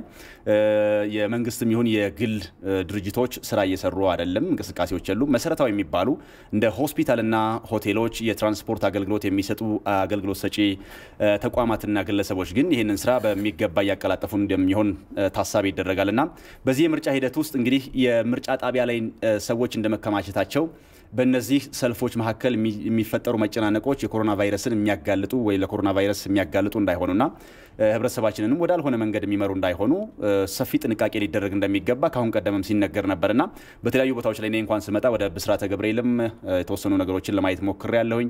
ወደዚህ ወደ አዲስ አበባ ልደታ አካባቢም በተለይ ሰፋፊ ረጃጅም የሚባሉ ሰልፎች ያሉባቸው አካባቢዎች ላይ ሰዎች ማስካቸውን በአግባቡ እየተጠቀሙ እንደሆነ ለማስተዋል ችያለሁ። ምናልባት ክፍተት የሚስተዋልባቸው ቦታዎችም ካሉ ከወዲሁ መታረም ያለበት ጉዳይ ይሆናል ማለት ነው። በምስሉ ላይ እንደምንመለከተው እንግዲህ ብዙዎቹ መራጮች ሊባል በሚችል ሁኔታ የኮሮና ቫይረስን ለመከላከል የሚያስችለውን ቅድመ ዝግጅት በተሟላ ሁኔታ እየፈጸሙ እየከወኑ እንደሆነ የምንረዳበት ነው። እንግዲህ ይሄ ታሪካዊ ዕለት ከጠዋቱ 12 ሰዓት ጀምሮ እስከ ምሽት 12 ሰዓት ድረስ በሚቀጥልበት ሂደት ውስጥ መራጮች ምን አይነት ዝግጅቶችን ማድረግ አለባቸው የሚለው ጉዳይ ደግሞ ሌላኛው ትልቅ ጉዳይ ነው። የኮሮና ቫይረስን ለመከላከል የሚያስችሉ ዝግጅቶችን በራሳቸው ከማድረጋቸው ባለፈም የምርጫ ካርዳቸው መጪውን ጊዜ የሚወስኑበት መጻኢውን የኢትዮጵያ መሪዎችን እንዲሁም መንግስትን የማዋቀር ሂደቱን በድምጻቸው የሚወስኑበት እንደመሆኑ በከፍተኛ ጥንቃቄ መያዝ ይኖርባቸዋል። የመራጮች ካርድ የጠፋባቸው ሰዎች ደግሞ የተለያዩ ሁኔታዎችን አስቀምጧል የብሔራዊ ምርጫ ቦርድ። ሌሎች ራሳቸውን የሚገልጹ ሰነዶችን ይዘው ሊቀርቡ እንደሚችሉም ሰፍሯል። ከዚህ ባሻገር የመራጮች ምዝገባ በሚከናወንበት ጊዜ ላይ በሰነዶች የሰፈረበት መዝገብም ጭምር በየምርጫ ጣቢያዎቻቸው ስላለ ይሄንን መዝገብ ተጠቅመው ቃለ ጉባኤም ተይዞ መምረጥ የሚችሉበት ሂደት እንዳለና ጉዳዩ እንዲሁ ተስፋ የተሟጠጠ እንዳልሆነም ጭምር ሊረዱት ይገባል። የምርጫ ካርዶቻቸውን ይዘው ቢገኙ እነሱም ከመጉላላት የሚድኑበት ነው። የምርጫ ጣቢያዎችም በተገቢው መጠን በተገቢው ፍጥነት መራጮችን ማስተናገድ የሚችሉበትን ሂደት ለመፍጠር ምቹ ሁኔታን ይፈጥራል። ነገር ግን ምርጫ ካርዳቸው ከጠፋባቸው ደግሞ ሊቀሩ አይገባም። ይሄ ወሳኝ ጊዜ ነው፣ ታሪካዊ ጊዜ ነው። ድምጻቸው ሊባክን አይገባም። ምክንያቱም የምርጫ ካርድ ለማውጣት ይህንኑ አይነት ፕሮሰስ ይህንኑ አይነት ሂደት አልፈውበታል። ሰፋፊ ሰልፎችን አሳልፈው ሊሆን እንደሚችል ይገመታል። ስለዚህ ይሄ ሊያመልጣቸው የሚገባ ስላልሆነ የምርጫ ካርድ የጠፋባቸው ሰዎችም ቢሆኑ በየምርጫ ጣቢያዎቻቸው ሂደው ድምጻቸውን የመስጠት ሂደቱን ሊያቀላጥፉ እንደሚገባ ነው የሚሰማኝ። ይሄን ያህል ካነሳን ስለ ቅድመ ዝግጅቱ ሌሎች ነጥቦችን በኋላ እንመለሳለን። ሮዛ ወደ አንቺ ልምጣና በተለይ ይሄ ሁነት በሀገሪቱ የምርጫ ታሪክ ውስጥ ጠቅላይ ሚኒስትር አብይ አህመድ ባደረጉት ንግግር ላይ ያነሱት አንድ ነጥብ አለ። በቁጥር 6ኛ በአይነቱ ግን የመጀመሪያ የሚል ሀሳብ አንስተዋል። በተለይ ደግሞ ሀገሪቱ ይህንን ምርጫ ስታካሄድ በተለያዩ አቅጣጫዎች የውጭም ጫና የተደረገባት ነው። እንደሚታወቀው ዓለም አቀፍ ጫና እየፈጠረው የኮቪድ-19 ጉዳይ አለ። ነገር ግን ምን ይደረግ ሲባል የግድ ህጋዊ በሆነ መንግስት መተዳደር እስካለብን ድረስ ይሄ ምርጫ ወሳኝ ነው። ከዛሬዎቹ ምርጫ ወሳኝ የሚያደርገው ነጥብ ነው። እንደዛ ከሆነ ዘንዳ ደግሞ ሰላማዊ ሆኖ መጠናቀቅ መቻል አለበት። ከዚህ አንጻር ደግሞ ህብረተሰቡ እያንዳንዱ ሰው የራሱን ድርሻ መወጣት አለበት ይባላል። ይህ ሲባል ምን ማለት ነው የሚለው ነጥብ እናንሳ። እንግዲህ እንደዚህ ጋር የራስ ድርሻ ሲባል በርካታ ኃላፊነቶች ለራስ ያሰጣል ማለት ነው። በርካቶች እንደዚህ ጋር የራሳቸው ኃላፊነት ይኖራቸዋል። በዚህ ስድስተኛው ሀገራዊ ምርጫ ላይ እንደተባለው በብዙ መልኩ የተለየ ነው። ቀደም ሲልም እንዳነሳ ነው አሁንም ደጋግመን እንደምንለው በጣም በበርካታ ውስብሳብ ውስጥ ያለች ሀገር ሆና ይህንን ስድስተኛውን ሀገራዊ ምርጫ የምታከናውን ሀገር ናት ኢትዮጵያ። ስለዚህ በዚህ ሂደት ውስጥ በፊት ከዚህ ቀደም ከነበራቸው ዜጎች በተሻለ ደግሞ የበለጠ ኃላፊነት የሚጥልባቸው ሁኔታዎች እንዲኖሩ አድርጎታል ማለት ነው ይህንን ምርጫ። በዋናነት አሁን ላይ ሀገሪቱ ትልልቅ የሚባሉ ምዕራፎች ላይ ደርሳለች። በጣም በርካታ ታሪካዊ ክስተቶችን ለማሳካት ጫፍ የደረሰችበት ነው። የህዳሴ ግድብ ሁለተኛ ሙሌትን ማንሳት እንችላለን። ከዛ ጋር የተገናኙ በርካታ የሆኑ ግፊቶች፣ የእጅ መጠምዘዝ ስራዎች ምዕራባውያን እየሰሩ ያከናወኑት ያሉት ነገር አለና በዚህም በዛም በተሳካላቸው ሁሉ ለሚያደርጉት ሙከራ ምርጫ ደግሞ ትልቅ እድል የሚሰጣቸው ነው እንደዚህ አይነት ሁነቶች ሲከሰቱ። ስለዚህ በምርጫ ውስጥ ታዛቢ ለመሆን እኛ የምንፈልጋቸውን ነገሮች አሟሉ። ምርጫ ለማካሄድ አሸባሪ ተብሎ ከሚታወቁ ወይም ደግሞ ከተፈረጁ በተወካዮች ምክር ቤት ከተፈረጁ አካላት ጋር ተደራደሩ።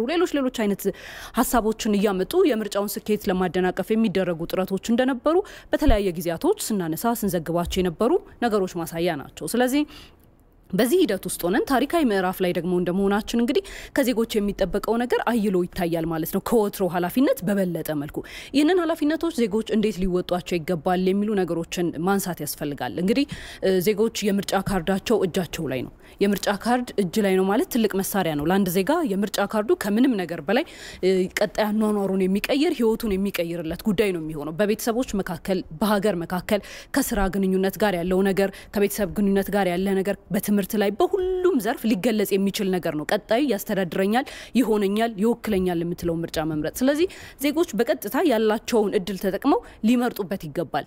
ሲመርጡ በምን መልኩ መሆን አለበት የሚለውን የምንመጣበት ሆኖ ግን ዜጎች ለምንድን ነው የሚመርጡት የሚለው ነገር በስፋት መመልከት ያስፈልጋል። የመጀመሪያው ቀደም ሲልም ስንገልጸው ነበር በኢትዮጵያ ህገ መንግስት እንደተቀመጠው ሁሉ ምርጫ በኢትዮጵያ የመንግስት ስልጣን መያዣው ብቸኛ መንገድ ነው። ብቸኛና ብቸኛ መንገድ በሌላ መልኩ አይሆንም። ስለዚህ ይህንን ለማስፈጸም ደግሞ ዜጎች ሉዓላዊ የሆነ ስልጣናቸውን ሊመርጡበት ሊጠቀሙበት ይገባል። ዲሞክራሲ አስተዳደር እንደምናውቀው እንግዲህ ቁልፍ ጽንሰ ሀሳብ ሆኖ ነው የምናገኘው የመምረጥና መመረጥ መብትን። እንግዲህ ዲሞክራሲ ስርዓት ላይ ስንመለከት በጣም በርካታ ጽንሰ ሀሳቦችን ያስቀምጣል። የነጻነትን በሀሳብን የነጻነት የመግለጽ ሰብአዊና ዲሞክራሲያዊ መብቶች የመከበር በርካታ ጽንሰ ሀሳቦች አሉት ዲሞክራሲ። ከዛ ውስጥ ዋነኛው ተደርጎ የሚቆጠረው የመምረጥና የመመረጥ መብት ነው። ስለዚህ ዜጎች በመረጡ ቁጥር ወጥተው ትልቁን የሚባለውን የዲሞክራሲ ጽንሰ ሀሳብ ያሳኩታል፣ በተግባር ያደርጉታል የሚለውን የመጀመሪያውን አድርገን እናነሳዋለን። ይህ ደግሞ በሌላ መልኩ ስናነሳው የዲሞክራሲ ምህዳርን ወይም ደግሞ የፖለቲካ ምህዳሩ በሰፋ መልኩ ዜጎች ሀሳባቸውን በነጻነት እንዲገልጹ፣ ሰብአዊ መብቶቻቸው እንዲጠበቅ፣ ዲሞክራሲያዊ መብቶቻቸውን በአግባቡ ኤክሰርሳይዝ እንዲያደርጉ ወይም ደግሞ እንዲፈጽሙት እድል የሚሰጥ ተግባር ይሆናል ማለት ነው። እንግዲህ በህዝብ የተመራ መንግስት፣ በህዝብ የተወከለ መንግስትም መምረጥ ሌላኛው ጉዳይ አድርገን ነው የምንመለከተው። ተመስገን ለምሳሌ ሰዎች አብዛኛውን ጊዜ ቅሬታ ሲያነሱ የምንሰማባቸው ወይም ደግሞ የሚወክለኛ አጣ ውክልና የት አለ ብለው የሚጠይቁት ከዚህ ነው። እንዲመረጥ ወካያቸው እንዲመረጥ ከተቀመጠና በአግባቡ ድምጻቸውን ተጠቅመው ወካይ ነው የሚሉትን ወይም ደግሞ እኔን ይወክለኛል የሚሉትን ከመረጡ ውክልናቸውን ያገኛሉ ማለት ነው። ስለዚህ የሚወክሏቸውን የሚፈልጓቸውን ሀሳቦች እንዲስተናገዱ ትልቅ እድል ይሰጣሉ። ከዛ ጎን ለጎን እንደምንመለከተው አሁን ላይ ስድስተኛው ሀገራዊ ምርጫ እንግዲህ ከማለዳው ጀምሮ እኔም ስመጣ እንደታዘብኩት እዚህም ተቀምጠን በተለያዩ የሀገሪቱ አካባቢዎች ያልደረስንባቸው አካባቢዎች የሉም። ሪፖርተሮቻችን በሁሉም ቦታዎች ሩቅ በሚባሉ የሀገሪቱ ጥጋቶች ሁሉ ተገኝተው ነው እንግዲህ በቀጥታ ስርጭት ለህብረተሰቡ እየደረሰን ያለው። ከሚልኩት ምስሎች እንደምንረዳው እንደምናየው ከሆነ ይህ ምርጫ በእኩልነት የሚደረግ ምርጫ ነው። ማንም በእድሜ ከተቀመጡ ህግጋቶች ውጪ የምርጫ ቦርድ ካስቀመጣቸው ህግጋቶች ውጪ በምንም መልኩ የምትለያይበት አይደለም። በጾታ አትለይም፣ በሀብት መጠን አትለይም፣ በሌላ ነገራት በእኩል መጠን የሚረጋገጥበት ነው። ስለዚህ ዜጎች ምርጫ እኩል የሚረጋገጡበት እኩል የሚሆኑበትን ነገር መሆኑን በማመን ወጥተው ምርጫ ካርዳቸውን ሊጠቀሙበት እንደሚገባ ከዛ ባሻገር ዘመናዊነት የምንለማመድበትም ጭምር ነው። ዲሞክራሲ የዘመናዊነት መገለጫ ጭምር ተደርጎ ነው የሚቆጠረው። ስለዚህ ዲሞክራሲ በሀገር ጉዳይ ላይ የምንወስንበት የምርጫ ካርዳችንን ዘመናዊነትን የምንለማመድበት እንደሚሆን ይታሰባል። ከሁሉም ነገር በላይ ግን እኔ የሚሰማኝ የምትመርጠው መንግስት የመጠየቅ መብት ይሰጣል። መምረጥ አንድን ዜጋ መራጭ ነው ብለን መርጠን ተወክሎ ዜጎች ወክሎት ካስቀመጡት የታረከው ሐሳቤን ውክልናዬን የሰጠውክን ነገር የታደረስከው በመልካም አስተዳደር መብት ነገር ካነሳሽ ይሄን ነጥብ ደግሞ ወደ ጌታቸው ላሻግረው። ጌታቸው በተለይ አሁን አብዛኛው ሰው መረጥኩ አልመረጥኩ ምን ለውጥ አለው የሚል አይነት መንፈስ ይንጸባረቃል በአብዛኛውና ያ ማለት ግን ዞሮ ዞሮ ሲታሰብ ምንድነው ባልመረጥከው ሰው የመተዳደር ግዴታ ውስጥ ገባለ ማለት ስለዚህ ምንም አይነት ጥያቄ ለመጠየቅ ብዙ ሞራል ሊኖር አይገባም ማለት ነው ስለዚህ የኔ የምትለውን ሰው ተመርጣለ በእርግጥ የመረጥከው ሰው ላይ መረጥ ይችላል ምክንያቱም በድምጽ ብልጫ ተበለጣል ነገር ግን ያንድ ሰው ድምጽ ማለት ምን ማለት ነው አሁን በቅርቡ የእስራኤልን ጉዳይ ማንሳት እንችላለን አለም በተካሄደው ምርጫ ጠቅላይ ሚኒስትር ቤንያሚን ኔታንያሁ በአንድ ድምጽ ነው ልዩነት አንድ ድምጽ ነው ያመጣውና አንድ ድምጽ ትልቅ ለውጥ እንደሚያመጣ ማወቅ አለበትና ከዚህ አንፃር በምርጫው ሂደት ላይ መብትን መጠቀም ሲባል ምን ማለት ነው የሚለው ነጥብ አብረን ብናነሳው ብዙ እንደውም የዓለም አቀፍ በተለይ ትልልቅ ትኩረት የሚስቡ ምርጫዎችም ልብ አንጠልጣይ ሆነው የሚቀጥሉበት ምክንያት ማንኛው ይመረጥ ይሆን የሚለው ጉዳይ ጌታቸው ላቋረጠ ነው ክቡራን ተመልካቾቻችን በአሁን ሰዓት የአፋር ክልል ርዕሰ መስተዳድር ብቻ ሳይሆን አጠቃላይ እንደ ክልል ማለት ነው ሁሉም አካባቢዎች ሰላም የሆነ ሁኔታ ምርጫው እየተካሄደ ነው ያለው ምርጫው በሚናይበት ሰዓት የዝግጅት ምዕራፍ ስራዎች በስኬት ተጠናቋል ብለን ነው የገመገምነው እንደ አፋር ብሔራዊ ክልላዊ መንግስት እንደዚህም ደግሞ በአሁኑ ሰዓት ደግሞ ዛሬ ያው ቁርጥ ቀን ነው ዛሬ ቀን ደግሞ እንግዲህ ህዝቡ የውሳኔው ባለቤት ወሳኝ መሆኑን የሚያረጋግጥበት ምዕራፍ ላይ ነው ያለው እና ይሄን ማለት ለዲሞክራሲ ትልቁ መሰረት የሚባለው ህዝቡ ነው የህዝቡ ውሳኔ ነው ምርጫ ለማድረግ ደግሞ በዋናነት ከሁሉ በላይ ለሰው ልጅ ነፃነት ነው ነፃ ሆኖ መምራት ሲችል ነው የኛው ምርጫ ደግሞ የተለያየ የሚያደርገው በሪፎርም ሰዓት አብዛኛው ስራዎቻችን በሪፎርም እየታጀቡ ባለበት ሰዓት ነው ስኬታማ የሆኑ ስራዎች በሪፎርም የተሰሩበት ሰዓት ነው ይህን ምርጫ እያካሄድን ያለን ከዚህ አንፃር ሲታይ አሁን ትልቁ ነገር ህዝቡ ዛሬ ምርጫው በሰላም በነፃነት በራሱ ዲሞክራሲ ባለቤትነቱን ለማረጋገጥ በራሱ አንድ ካርድ ምን ያህል ዋጋ እንዳለው ህዝቡ የሚያሳይበት ሰዓት ላይ ነው ያለው ቀጣይ 5 ዓመት ይመሩኛል ይጠቅሙኛል ለዚህ ሀገር ሰላም ደህንነት ልማት ያረጋግጡኛል ዲሞክራሲ ያረጋግጡልኛል ብሎ ያስባቸው ሰዎች የሚመርጡበት ሰዓት ስለሆነ የተለያየ ቀን አድርገን ነው የምናየው እንደ አፋር ብሔራዊ ክልላዊ መንግስት ደግሞ ትልቁ ስራ በዚህ ምርጫ ጋር ተያይዞ የሰራነው ስራ ቢኖር ትልቁ ስራ ህዝቡ በነፃነት ካርድ ወስዶ እንዲመዘገብ ሰፊ ስራዎች ተሰርቷል ከወትሮ በተለየ ሁኔታ ነው ይህን ስራ የተሰራው የምረጡኝ ዘመቻ አይደለም በዋናነት መወሰኑ የራሱ ህዝብ እንደ ህዝብ ሆኖ ግን በዋናነት ግን የምርጫው ካርድ ባለቤት እንዲሆን አስፈላጊን ስራዎች ሰርተናል ህዝቡን በመቀስቀስ ከዚህ አንፃር ሲታይ ከባለፉት ዓመታት አንፃር ሲታይ የተለየ ቁጥር ያለው ከፍ ያለ ቁጥር ያለው ህዝብ የተመዘገበበት ሁኔታ ነው ያለው ይህንን ደግሞ በዋናነት ህዝቡ ራሱ በሁሉም አካባቢዎች ባለ መረጃ የራሱ በነፃነት ትልቁ ነገር ነፃነት ነው ነፃ ሆኖ ነፃነቱን አስከብሮ ምርጫውን ካርዱ ዋጋ እንዳለው አውቆ ካርዱን በወሳኝ መልኩ የሚጥልበት ሰዓት ላይ መድረሱ ትልቅ ስራ ነው እና ይህንን ደግሞ የተለያየ ነው ለእኛ እንደ አፋር ብሔራዊ ክልላዊ መንግስት ትልቁ ነገር የስርዓቱ ታማኝነት እንዲኖረው ምርጫው ታማኝነት እንዲኖረው ማድረግ ነው ህዝቡ በነፃነት እንዲኖር ደግሞ ምርጫው ነፃ ሆኖ ሲካሄድ ነው እና ይህንን ደግሞ ዋናነት እኛ አሁን እንደ ሀገር እንደውም ደግሞ እንደ አንድ ከፍተኛ አመራር እንደ ሀገር እንደ ክልልም ለወዳጆች አይደለም ለጠላቶቻችን ጭምር አስተማሪ የሆነ ምርጫ እንዲካሄድ ነው ስራ ይሰራ ነው ዛሬ ደግሞ በተግባር ህዝቡ ራሱ እንዲያረጋግጥ በሰራነው ውጤታማ ስራ ለዓለም ታሪክ ዳግም ማለት የምናሳይበት ምርጫ ይሆናል ብዬ ነው እምነት ያለኝ በዋናነት እንደ ሀገር ኢትዮጵያ ማለት ነፃ ሀገር ነው ነፃነቷን አስከብራ የኖረች ሀገር ነው ዛሬ ደግሞ ዳግም ከማንም የውጭ ተጽዕኖ ነፃ በሆነ መልኩ ነፃነታችንን ዳግም የምናስከብርት እና የዛሬ ምርጫ ዳግም ስራዎቻችን ማለት ነው እንደ ሀገር እንደ ኢትዮጵያዊነት እንደ አፋር እንደ ኢትዮጵያዊነት እንደ አፍሪካዊነታችን ማለት ነው እንደ ሁለተኛ አድዋ ራሳችን ኮርተን በራሳችን እንደ ሀገር በዜግነታችን ኮርተን ዳግም ነፃነታችን የምናስከብርበት ምርጫ አድርጌ ነው የሚወስደው። ምናልባት አቶ አወል እንግዲህ ኢትዮጵያ በበርካታ ፈተና ውስጥ ሆና ነው ይህንን ስድስተኛ ጠቅላላ ምርጫ ለማካሄድ ዝግጅት ስታደርግ የነበረችው ዛሬ ኦን ሆኗል እና በተለይ ለአፋር ሕዝብ ይህ ምርጫ ምን ትርጉም ይኖረዋል? ለአፋር ሕዝብ ትልቅ ትርጉም አለው። ምርጫዎች በተለያዩ ሁኔታዎች ሊካሄድ ይችላል። ከተለያዩ ዓለም አንጻር ሲናይ ማለት ነው። አንደኛው ምርጫ ልክ አሁን እኛ እንደምናደርገው ማለት ነው ከማንም ውጫዊ ተጽዕኖ ነፃ በሆነ መልኩ ምርጫቸውን ነፃነታቸውን አስከብረው የሚያደርጉ ሀገሮች ይኖራሉ። ግን ብዙ ጊዜ አሁን ድሃ ሀገሮች ጫና አለባቸው። ድሃ ሀገሮች ላይ ጫና አለባቸው። ለኢትዮጵያ ግን ድህነት ያው የገዢነት ስሜት አያመጣበት። ምክንያቱም በነጮች የተገዛንባት ታሪክ ስለሌለ ኢትዮጵያ ማለት ሁሌም ነፃነቷን አስከብራ የምትቀጥል ሀገር ነው።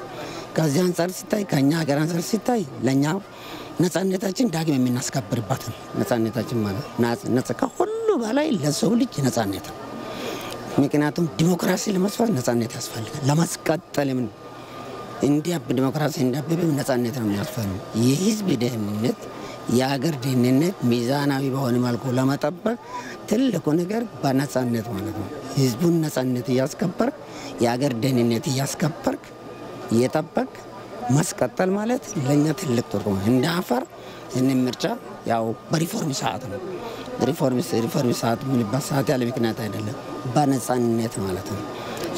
ነፃ ሆኖ ምንም ሳይሸማቀቅ የራሱ ካርድ ወስዶ ማለት ሁሉም ካርድ ወስዶ በነፃነት ከ11 ሰዓት ጀምሮ ዝግጁ ሆኖ የራሱ ውሳኔ የሚወስንበት ደረጃ ለመድረሱ ለህዝቡ ነፃነት ነው።